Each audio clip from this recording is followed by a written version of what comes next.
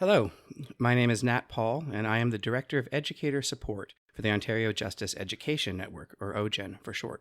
Thank you very much for your interest in supporting the delivery of justice education programming in schools. OJEN has made this video so that we can provide some information that you can use to help make sure that your experience is engaging and rewarding for you as a volunteer and for the students and teachers who are sharing their space with you. There's a lot to cover, so I'm going to get started. The first thing we're going to do is quickly go over what we will be covering in this video. First, there are some big picture ideas that help to set the context for the more concrete suggestions and tips that will follow.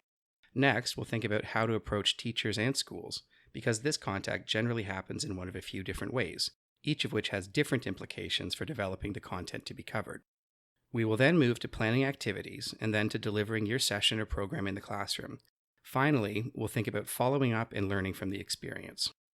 So, what do teachers want? Well, it goes without saying that what anyone wants from a learning activity is that the activity is engaging and that the learners come away from it with a new understanding or some new information.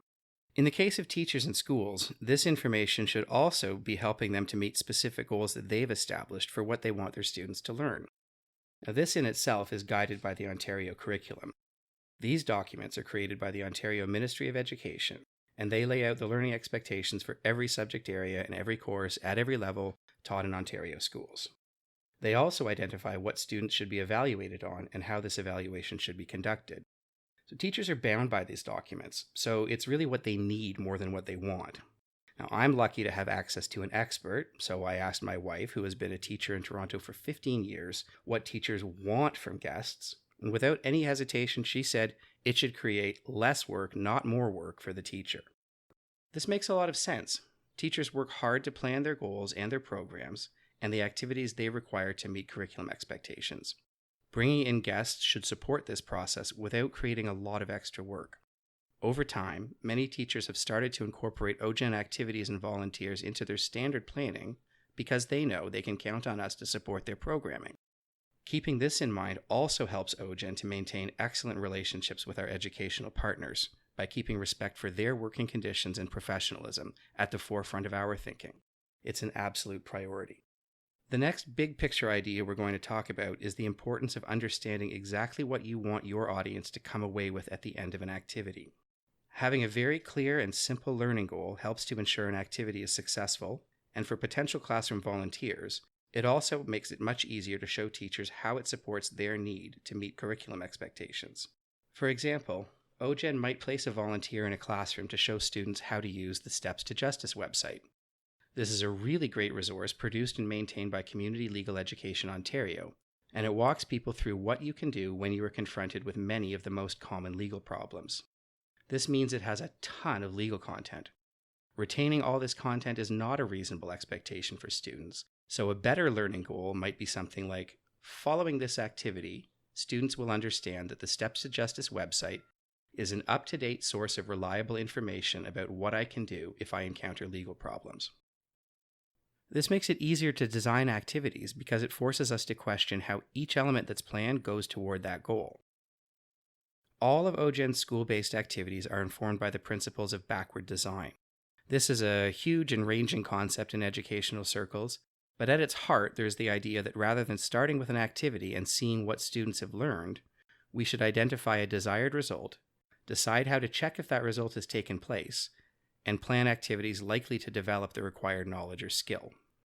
For example, some of you might visit schools to run OJEN's Access to Justice game. This is a simulation designed to inform students about the access to justice crisis in Canada. One of the desired learning outcomes for this activity is that students understand that most people cannot afford lawyers, but also don't qualify for legal aid. As part of the lead into playing the game, we use statistics to show them the real costs associated with legal representation for simple legal disputes, and we show them the income cutoffs that determine who can qualify for financial assistance from Legal Aid Ontario. We also designed interactive activities that would provoke them to experience this tension personally by preventing them from progressing in the game. We're satisfied that they've absorbed it when they articulate this as a frustration in debriefing after the game has concluded, and we prompt them with questions to make sure this articulation occurs. The Access to Justice game is a great example of an activity that can be adapted to a variety of different settings, but it works better in some than in others, depending on things like the type of space, the size of the group we're working with, and so on. To design effectively, it's important that we understand every tool we have at our disposal and every limitation on that tool. So some of these are fairly obvious, like is the space large enough? Does the internet work in the room? Can desks even be moved?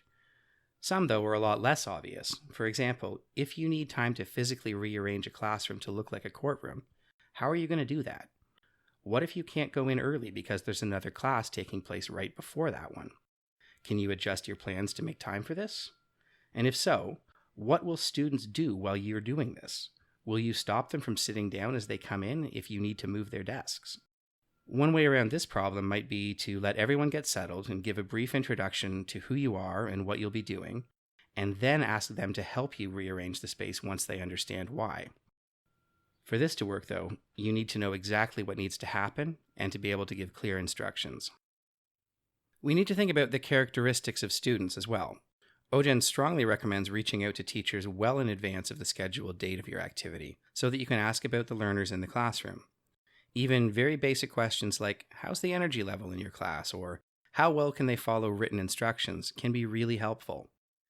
The average class contains multiple learning styles, multiple personal histories, different levels of competency in any given skill. We tend, for example, not to give reading-heavy roles to younger students or to English language learners, and to ensure that there are ways for all students to participate comfortably and to contribute their ideas in ways that are more or less active or passive, depending on their learning style.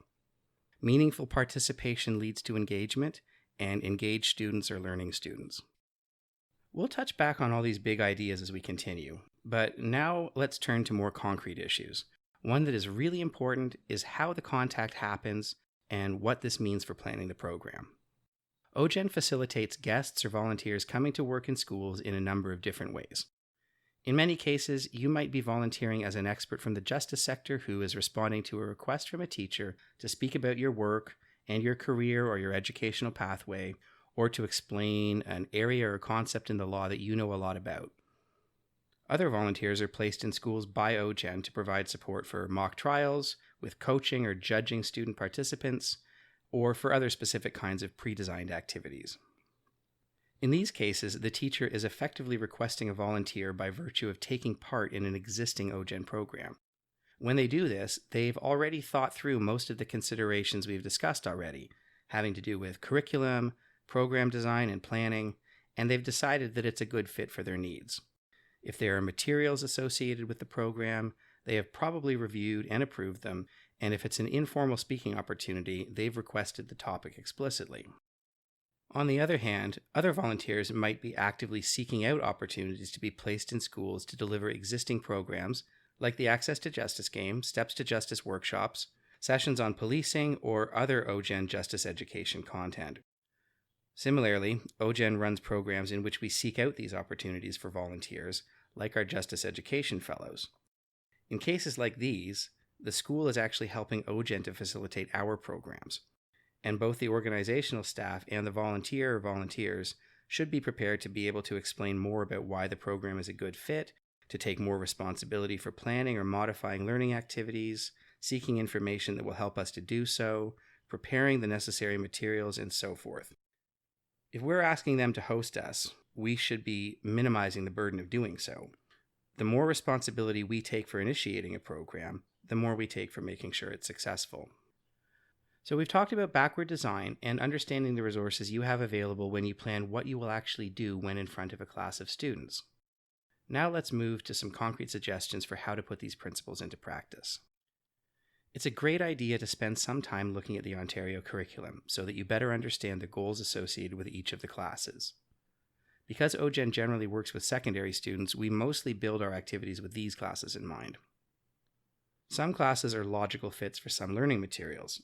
For example, the mandatory civics course taken in grade 10 in Ontario encourages students to understand the civic institutions in their communities.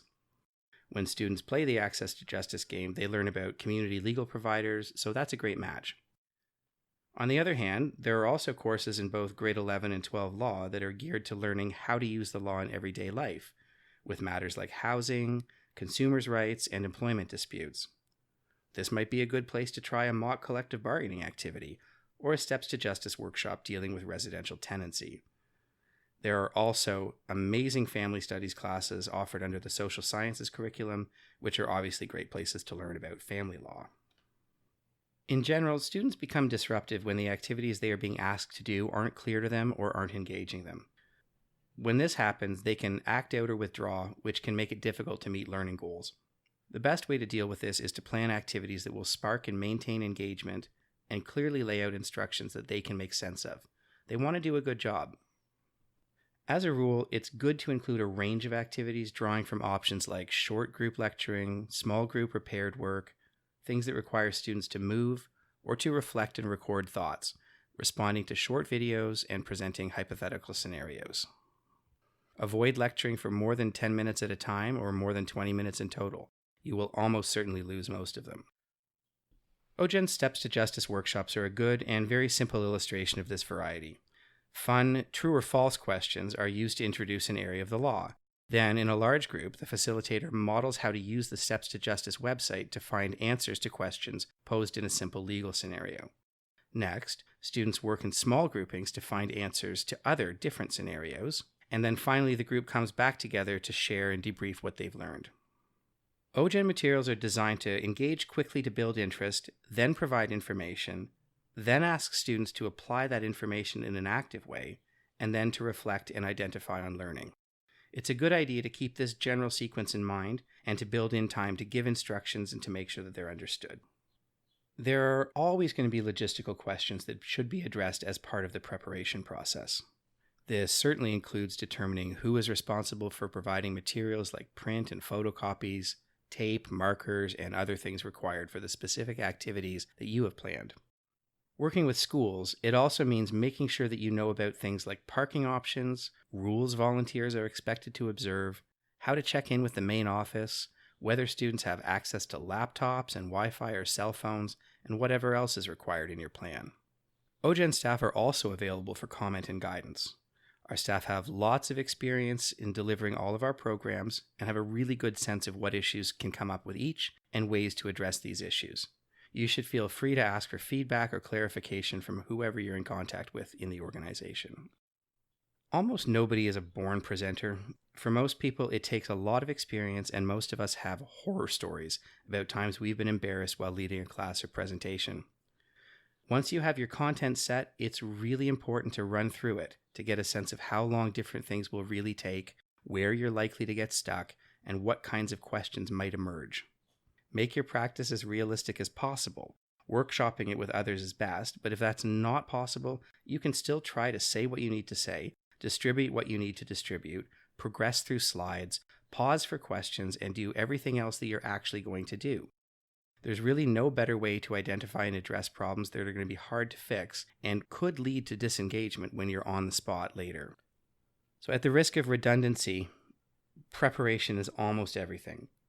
Before you're in front of the students, you should have all the materials ready, know how you're distributing them, know the different elements and moves of your agenda, and know how all of this connects back to the learning goals you've set for the program.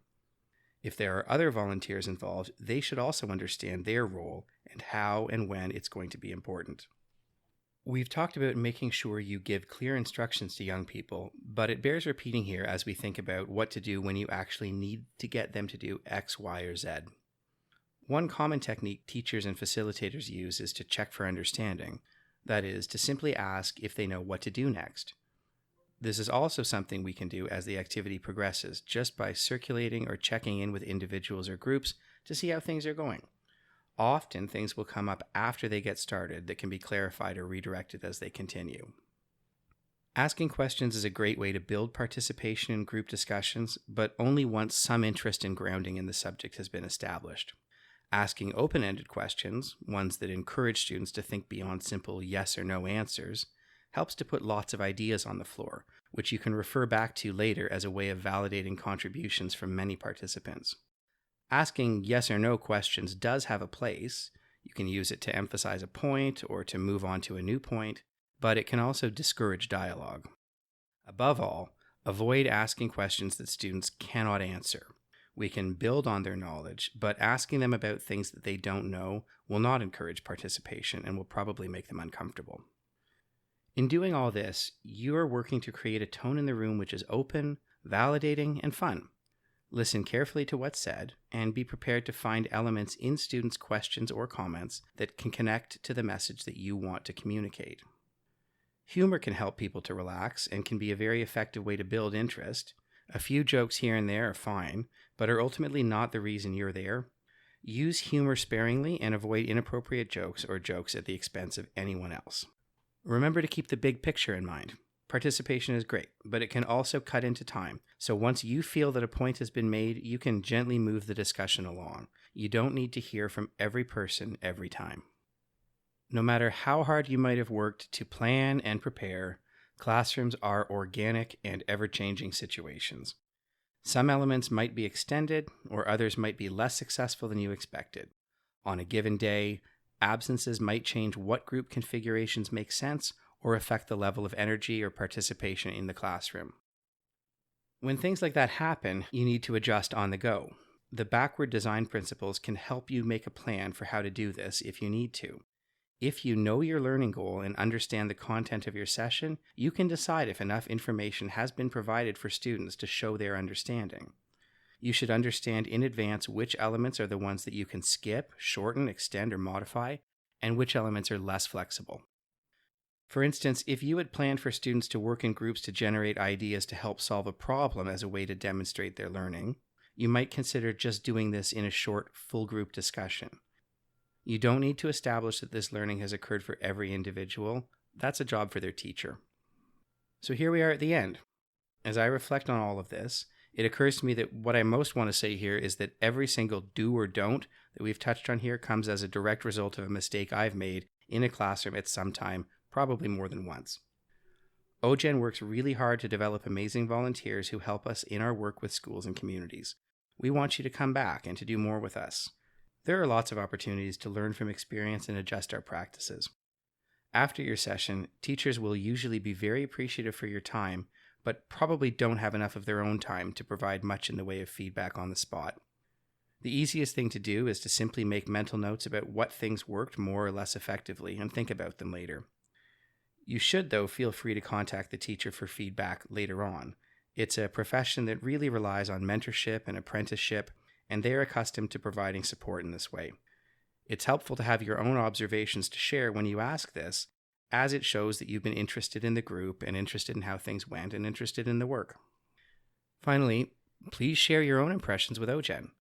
We are happy to talk things over. We love to hear and learn about the kids and teachers that you've worked with and what the school was like, and to learn from your experience and to help you make adjustments. In some cases, we can also set up sessions for groups of volunteers to share their experiences. This helps us too. So thanks for taking the time to watch this. If you have any other questions at all, you can always get in touch with us via email at info@ojen.ca or contact individual staff you might already be connected to. Have fun going back to school.